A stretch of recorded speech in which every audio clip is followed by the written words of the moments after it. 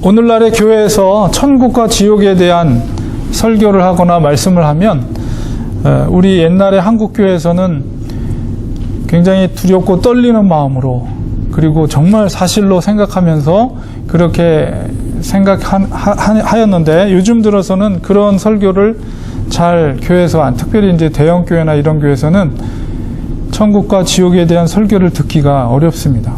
사람들이 듣기 싫은 거죠.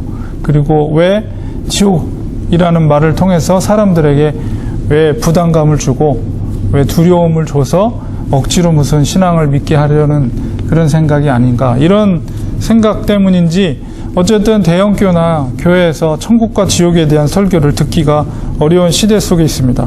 그러나 우리가 분명히 인식해야 될 것은 천국과 지옥은 바로 우리의 현실의 문제라는 것, 바로 우리 코앞에 있는 실존적인 문제가 바로 천국과 지옥의 문제라는 사실이죠. 그리고 물론 우리가 천국과 지옥, 그래서 천국에 갈 수 있는 길은 믿음을 통해서 천국에 갈 수 있는 것을 우리가 잘 알고 있습니다. 그러나 그 믿음이라는 것이 그렇게 단순한 것이 아닙니다. 왜냐하면 그 믿음은 날마다 새로워져야 돼요. 우리의 믿음이 과거 지향적이어서는 안 됩니다. 우리가 과거에 어떤 믿음 생활을 했는지 항상 그런 생각을 가지면서, 내가 젊었을 땐 제자 훈련도 다 받았고 또 선교 훈련도 받고 이런 선교지도 가보고 이런 봉사도 다 해봤어, 이것저것 다 해봤어 하면서 지금 현재는 차갑게 식어버린 신앙생활을 하고 있는 사람들이 많이 있다는 거예요. 그러나 성경에서 우리에게 요구하는 것은 날마다 새로워지는 것, 과거가 중요한 것이 아니라 바로 현재 나의 믿음이 어떠한가를 하나님은 보고 계신다는 것이죠. 그러므로 우리는 날마다 새로워지는 믿음의 태도를 가져야만이 구원에 이르는 거죠. 구원은 오늘날에, 그리고 신학계나 이런 데서 화두가 되는 질문이 무엇이냐, 한 번 구원은 영원한 구원인가? 라는 그런 질문을 던집니다. 왜 이 질문이 화두가 되었는가 하면, 그 교회 성도들이 생각하기에 과거의 어떤 뜨거운 체험을 통해서 내가 구원받았다라고 생각하면서 나는 이제 구원의 안전지대에 있기 때문에 내가 어떤 행동을 해도, 내가 어떻게 생활을 해도 나는 안전하다라고 생각하는 신앙의 태도를 갖고 있다는 것이죠. 그러나 그것은 잘못된 거예요. 우리가 구원에 이르는 것, 한 번 구원은 영원한 구원인가? 라는 대답을 하기 이전에 사도 바울이 구원에 대해서 무엇이라고 말했는가? 빌립보서 2장 12절에 보면 항상 복종하여 두렵고 떨림으로 구원을 이루라, 이렇게 말씀하십니다. 이 말씀 속에서 우리가, 사도 바울의 이 말씀 속에서 우리가 깨닫는 것은 구원은 계속해서 진행되어지고 있는 것이다. 구원은 계속해서 이루어가는 과정이라는 것을 우리는 인지해야 된다. 그렇기 때문에 우리가 과거에 어떤 신앙생활을 했더라도, 어떤 뜨거운 체험을 했더라도 내가 현재 차가운 신앙생활을 하고 있다면 우리는 구원에 대한 두렵고 떨리는 생각을 가져야 돼요. 구원은 바로 천국과 지옥에 대한 말씀이거든요. 우리는 그런 생각을 가져야 됩니다.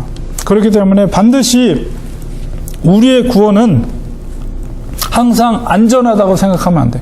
나는 구원의 커트라인을 통과했기 때문에 나는 안전지대에 있다라고 생각하는 것은 잘못된 생각입니다. 스스로를 속이는 생각이에요.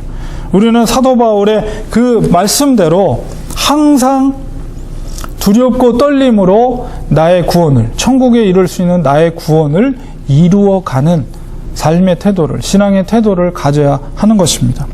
오늘은 사실은 불편한 주제죠. 천국과 지옥에 대한 얘기. 오늘 말씀 속에서도 지옥에 대한 얘기를 예수님이 하고 계십니다. 이 주제에 대해서 말씀을 나누려고 합니다. 오늘 본문 속에, 본문의 내용을 이해하기 위해서는 이 본문 앞에 있었던 사건이 어떤 사건인가를 이해할 필요가 있습니다. 그래서 마태복음 18장 1절에서 4절까지의 말씀 보면 어떤 사건이 있었냐면, 제자들이 예수님께 질문을 던집니다. 예수님, 천국에서는 누가 큰 자입니까? 이런 질문을 던지게 되죠. 그때 예수님께서 제자들이 어떤 생각을 하고 그 질문을 던졌는지의 그 의도를 잘 파악하고 있었어요. 그래서 주위에 놀고 있었던 어린아이들 중에서 가장 어린아이 한 명을 이렇게 데리고 와서 제자들 가운데 세워놓고 결단코 내가 너희에게 이르노니 이 어린아이와 같이 되지 않으면 결단코 천국에 들어갈 수 없느니라. 그리고 4절에 덧붙여 추가적으로 말씀하시기를 어린아이와 같이 자기를 낮추는 자가 바로 천국에서 큰 자이다 라고 이렇게 말씀하시면서 오늘 말씀이 이어지고 있습니다. 바로 어린아이와 같이 주님께서 이 천국에 들어가는 조건으로서 어린아이와 같이 되지 않으면 결단코 천국에 들어갈 수 없다 이렇게 말씀하십니다. 어린아이와 같이 된다는 것은 어린아이와 같이 순전하고 겸손한 삶의 태도를 가져야 된다. 신앙생활을 해야 된다라는 것을 의미합니다. 우리가 어린아이들을 보면 부잣집 아이나 혹은 가난한 집 아이나 뭐 힘이 있는 집안의 아이나 상관없이 동네에 나오면 그저 놀 수만 있으면 친구가 돼요. 그리고 구슬치기 하고 딱지치기 하고 상관없어요.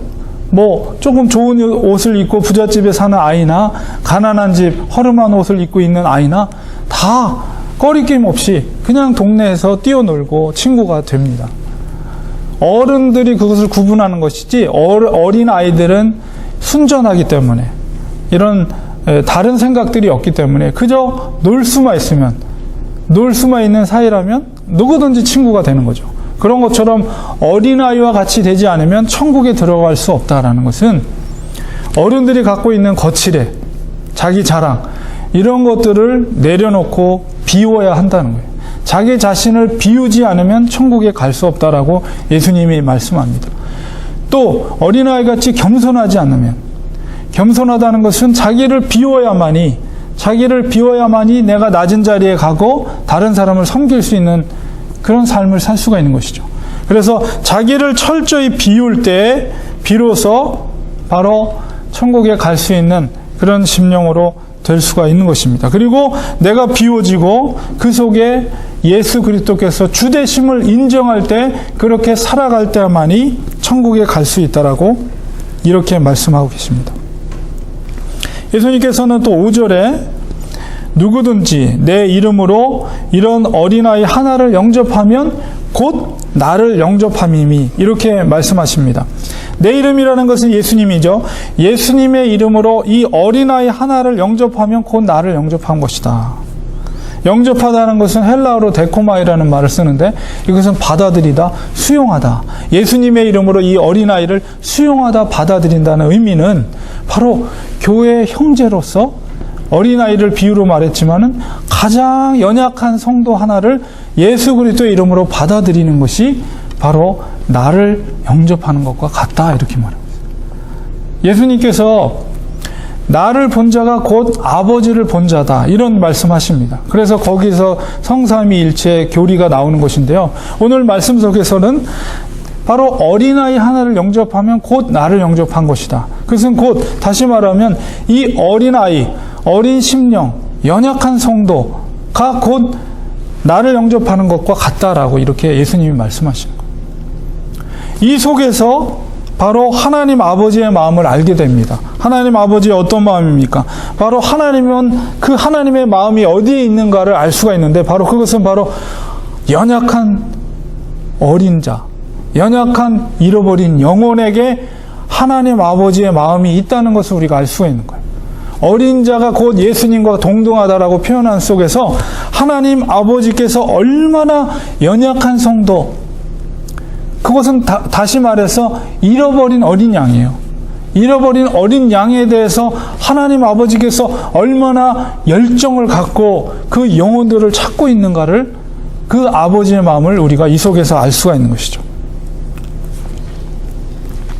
이것이 예수님께서 이 말씀을 하신 것이 바로 제자들을 향한 그들의 사명을 촉구하신 거예요. 이 어린 양을 찾아서 어린 양을 받아들이라. 내 이름으로 영접하라. 그리고 교회 공동체의 한 형제와 자매로 그들을 수용할 때 내가 기뻐할 것이라는 거예요. 이것이 바로 제자들을 향한, 그리고 우리 렌초 한인교회를 향한 하나님의 마음이에요. 이 말씀, 오늘 읽은 말씀 바로 뒤에 이어지는 비유가 99마리의 양과 한 마리의 잃어버린 양의 비유가 있어요. 그러니까 이 말씀은 누가복음에도 기록이 되어 있고요, 마가복음에도 기록이 되어 있어요. 그러니까 누가복음 15장에 기록되어 있거든요. 그래서 이 길을 잃어버린 99마리의 길 위에 있는 양과 한 마리의 길을 잃어버린 양, 그 목자가 99마리를 길에다 내버려 두고 길 잃어버린 한 마리의 양을 찾기 위해서 돌아다니죠. 그리고서 여러분은 이제 그림 혹시 본 적 있는지 모르겠는데요, 한 마리의 어린 양을 찾기 위해서 그 목자가 팔을 뻗쳐가지고 양을 이렇게 구출하는, 정말 아슬아슬한 낭떠러지에 이 뿔이 이제 나무에 걸려가지고 그 목자가 나뭇가지를 이렇게 구출하는 그 그림이 있거든요. 저는 그 이미지가 떠올라요. 그 한 마리의 양을 찾기 위해서, 길을 잃어버린 한 마리의 양을 찾기 위해서 목자가 자기의 생명을 걸어서 그것을 구출하잖아요. 그래서 돌아와서 잔치를 벌이죠. 누가복음 15장에는 그 비유가 있고, 그 다음에 드라크마, 동전, 잃어버린 동전의 비유가 있고, 그 다음에 어떤 비유냐면 탕자의 비유예요. 탕자의 비유. 부잣집의 아들이 유산을 가지고 나가서 탕진하고 고생하면서 돼지의 쥐염 열매를 먹고, 아휴, 내가 잘못했구나, 아버지 집으로 돌아가야지. 그래서 아버지 집으로 돌아올 때 동구 밖에서 아버지가 집 나간 아들을 기다리면서, 그 아들이 돌아왔을 때 그를 부여잡고 정말 품어주고 가락지를 끼워주고 새 옷을 입혀주고 몸을 씻기고 새 옷을 입혀주고 잔치를 벌리잖아요. 그때 이제 누가복음에 있던 기록 속에서 잔치를 하면서 바로 기뻐하는 그 장면이 나옵니다. 그러면서 그 아버지의 마음이 기록되어 있어요. 누가복음 15장 32절에 보면, 내 동생은 죽었다가 살아났으며 내가 잃었다가 얻었기로 우리가 즐거워하고 기뻐하는 것이 마땅하다. 그리고 이제 잃어버린 양을 찾았을 때도 이와 같이 죄인 한 사람이 회개하면 하늘에서는 회개할 것 없는 의인 99으로 말미암아 기뻐하는 것보다 더하리라. 여기서 예수님께서 말씀하신 작은 자 하나를 받아들이는 것, 영접하는 것, 수용하는 것이 바로 이러한 하늘나라에서의 아버지의 기쁨이라는 거예요. 바로 제자들의 소명이고 사명이고, 바로 우리 렌처하는 교회 사명이 바로 이거예요. 아버지의 마음을 아는 것이 얼마나 소중한 것인지 모릅니다. 우리가 하나님의 뜻을 분별하고 하나님의 뜻을 이 땅에서 실천해 나가는 것이 우리가 이 땅에 존재하는 목적이죠. 말씀을 우리는 주의 깊게 보면서 그 속에서 아버지의 마음과 아버지의 뜻을 분별해 알 때 우리가 그 뜻을 실천해 나갈 수가 있는 거예요. 한 영혼에 대한 하나님 아버지의 열정이 있는 거죠. 우리들도 그 열정을 가져야 돼요. 우리 누구보다도 가장 연약한 성도가 누구인가? 그리고 우리가 잃어버린 그 한 영혼이 누구인가에 대한, 한 영혼에 대한 소중한 열망과 열정이 없이는 교회가 교회로서의 역할을 감당할 수가 없습니다. 한 영혼에 대한 아버지의 마음은 이 한 영혼에게 있어요. 길을 잃어버린 것은 그만큼 연약한 존재죠. 목자의 음성을 듣지 못해요. 분별하지 못해요. 그렇기 때문에 그에겐 사랑이 필요하고 관심이 필요하고 돌봄이 필요해요. 아버지의 마음은 그 영혼에게 있다는 사실을 우리가 깨닫게 됩니다. 이어지는 말씀 속에서 뭐라고 합니까? 18장 6절에 보면, 누구든지 나를 믿는 이 작은 자 중 하나를 실족하게 하면 차라리 연자 맷돌이 그 목에 달려서 깊은 바다에 빠뜨려지는 것이 나으니라. 여기서 실족하다라는 말은 스칸달리조라는 헬라어인데, 걸려 넘어지다, 함정을 파다, 혹은 유혹해서 타락하게 하다, 이런 의미를 담고 있어요.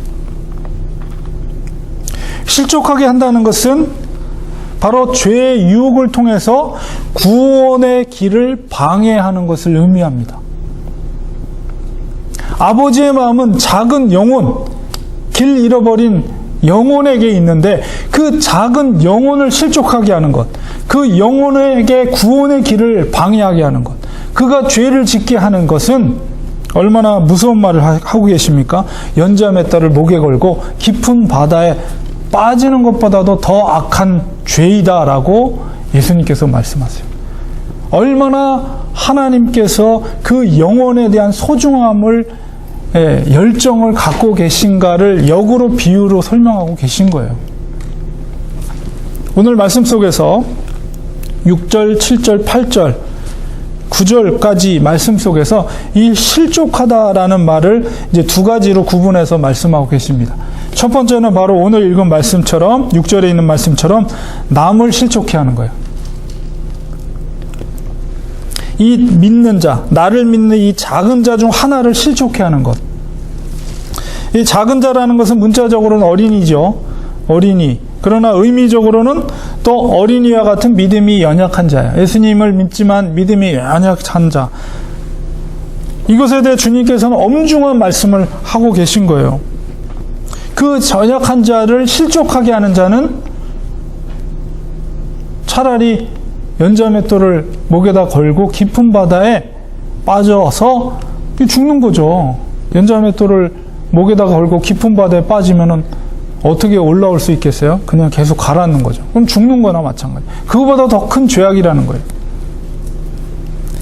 그렇기 때문에 하나님께서 얼마나 잃어버린 자에 대한, 잃어버린 영혼에 대한 사랑과 그 열망을 갖고 있는가를 우리는 분별해 알아야 됩니다.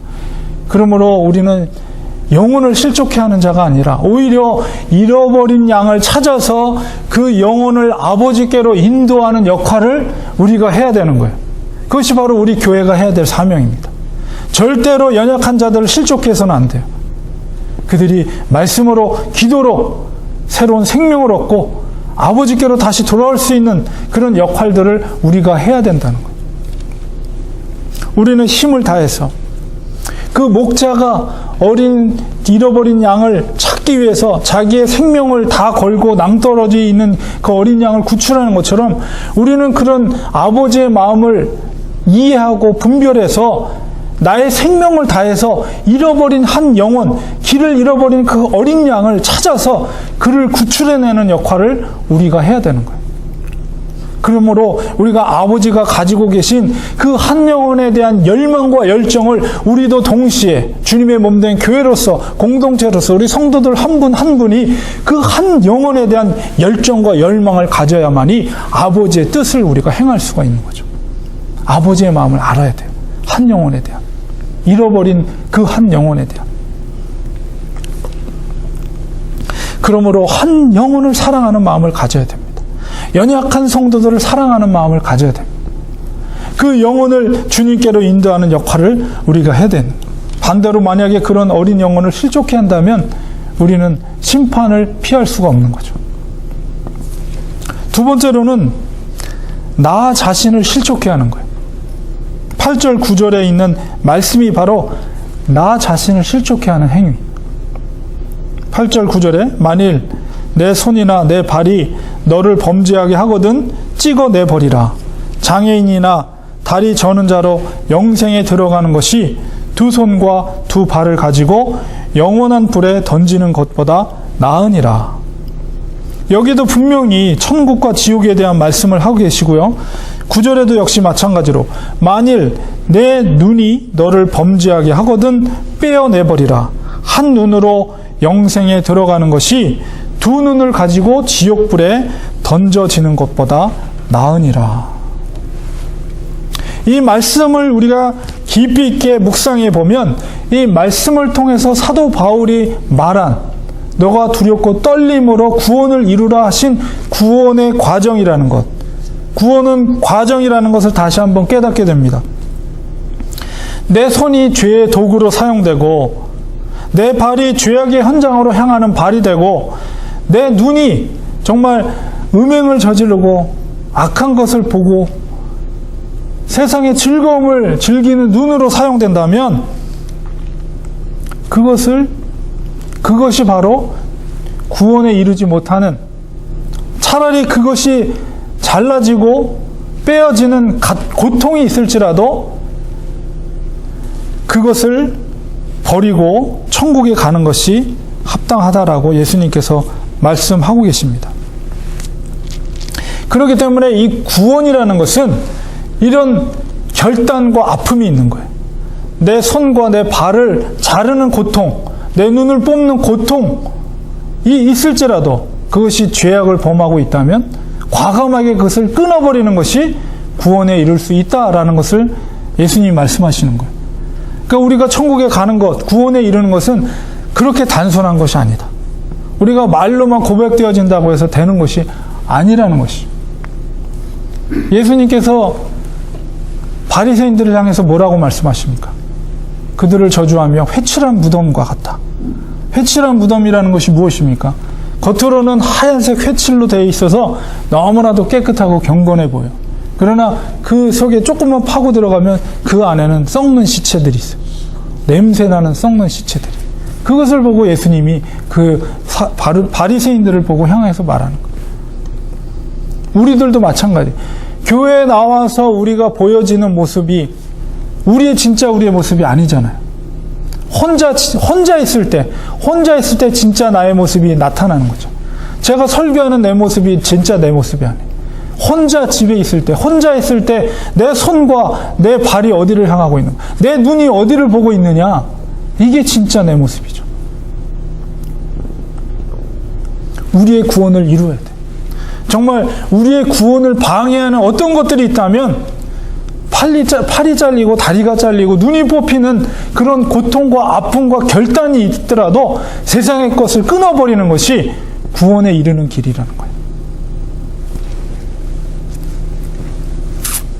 결론을 맺겠습니다. 천국과 지옥은 우리 앞에 놓여 있는 실존적인 문제입니다. 천국에 이르는 길을 단순하게 믿으면 되지, 나 믿음이 있으니까 괜찮아 라고 아니란 생각을 가져서는 안 된다는 거예요. 마태복음 7장에 보면 예수님께서 천국에 들어가는 그 길을 분명하게 말씀하고 계십니다. 근데 이 말씀이 얼마나 우리에게 경종을 울리는 말씀인지 우리는 다시 한번 생각하게 됩니다. 우리 마태복음 7장 22절 23절 제가 읽어드리겠습니다. 예, 말씀. 그날에 많은 사람이 나더러 이르되 주여 주여 우리가 주의 이름으로 선지자 노릇하며 주의 이름으로 귀신을 쫓아내며 주의 이름으로 많은 권능을 행하지 아니하였나이까 하리니 그때 내가 저희에게 밝히 말하되, 여기서 나라는 것은 주님이에요. 예수님이에요. 내가 너희를 도무지 알지 못하니 불법을 행하는 자들아 내게서 떠나가라. 얼마나 두렵고 떨리는 말씀입니까? 여기서 심판대 앞에 있는 사람들은 예수님을 알고 있는 사람들이었어요. 심지어는 나더러 주여 주여 부르시고 또 예수님의 이름으로 선지자 노릇을 했다는 것은 목회자들. 예수님의 이름으로 목회자의 역할을 했고 예수님의 이름으로 또한 귀신을 쫓아냈어요. 그리고 예수님의 이름으로 많은 권능을 행했어요. 기적을 일으키고 예수님의 이름으로 능력을 행하고. 그런데 정작 예수님께서 심판대에 섰을 때 그들에게 뭐라고 말씀하십니까?